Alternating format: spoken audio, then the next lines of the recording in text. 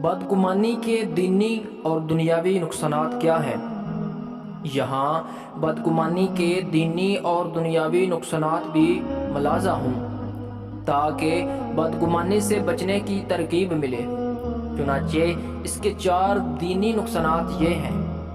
Number 1، جس کے بارے میں بدگمانی کی اگر اس کے سامنے اس کا اظہار کر دیا تو اس کی دل آزاری ہو سکتی ہے، اور شرعی اجازت کے بغیر مسلمان کی دل آزاری حرام ہے۔ نمبر 2، اگر اس کی غیر موجودگی میں دوسرے کے سامنے اپنے برے گمان کا اظہار کیا تو یہ غیبت ہو جائے گی اور مسلمان کی غیبت کرنا حرام ہے۔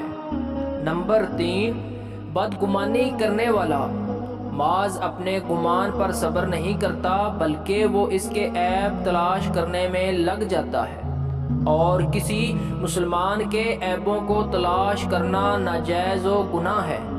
نمبر 4، بدگمانی کرنے سے بغض اور حسد جیسے خطرناک امراض پیدا ہوتے ہیں۔ تو یہ تھے دینی 4 نقصانات، اور دنیاوی جو 2 نقصانات ہیں اب وہ ملاحظہ کیجیے۔ نمبر 1، بدگمانی کرنے سے 2 بھائیوں میں دشمنی پیدا ہو جاتی ہے۔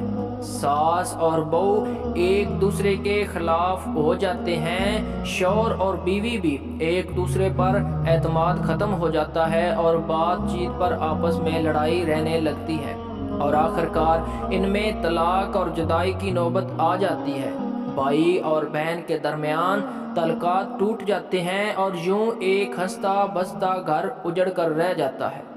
نمبر 2، دوسروں کے لیے بڑے خیالات رکھنے والے، دوسروں کے لیے برے خیالات رکھنے والے افراد پر فالج اور دل کی بیماریوں کا خطرہ زیادہ ہو جاتا ہے، جیسا کہ حال ہی میں امریکن ہارٹ ایسوسی ایشن کی جانب سے جاری کردہ ایک تحقیقی رپورٹ میں یہ انکشاف کیا گیا کہ وہ افراد جو دوسروں کے لیے مخالفانہ سوچ رکھتے ہیں اور اس کی وجہ سے ذہنی دباؤ کا شکار اور غصے میں رہتے ہیں، ان میں دل کی بیماریوں اور فالج کا خطرہ 86% بڑھ جاتا ہے۔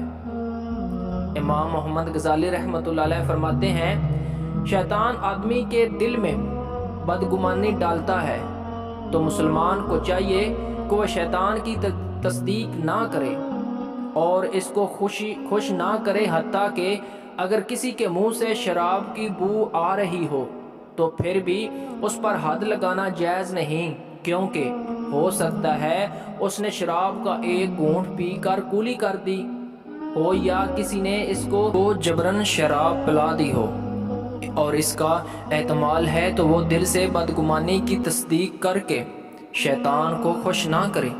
اگرچہ مذکورہ صورت میں بدگمانی کا گناہ نہیں ہوگا، لیکن بچنے میں پھر بھی بھلائی ہے۔ اللہ پاک ہم سب کو اس بدگمانی جیسی نحوست سے بچائے۔ اللہ پاک ہم سب کو اپنی حفظ و امان میں رکھے اور تمام مسلمانوں کی حفاظت فرمائے۔ آمین ثم آمین۔